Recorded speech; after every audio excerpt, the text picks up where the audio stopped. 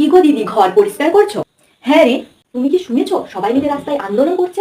কি রে, কিসের আন্দোলন? বলছে মমতা দি চাই না, লক্ষ্মী ভান্ডার চাই না, রূপশ্রীও চাই না, কন্যাশ্রীও চাই না। এ কি বলিস? আমি যে গ্রুপে লোন করেছি, লক্ষ্মী ভান্ডারের টাকা দিয়ে লোন শোধ করি, তাহলে আমার কি হবে? আমিও তো ভেবে রেখেছি এই বছর আমার মেয়েটা এইচএস দেবে, তাহলে আমার মেয়েটার জন্য একটা ভালো সম্বন্ধ রেখে রেখেছি, ওই ছেলেটার সঙ্গে বিয়ে দিয়ে দিতাম। আর এইচএস দিলে তো রূপশ্রী কন্যাশ্রী দুটোই পেয়ে যাবে, তাহলে আর কোনো দরকারই হবে না, অনুষ্ঠান খরচাটা তো হয়ে যাবে। আমাদের মেয়েদেরই দোষ, আমরা প্রত্যেকটা মা বাবাকে বোঝাচ্ছি না। আমাদের কিছু মা বাবা আছে যারা জানে না, বোঝে না, তাদেরকে বোঝানো উচিত যে মা, এটা করলে এটা নয়।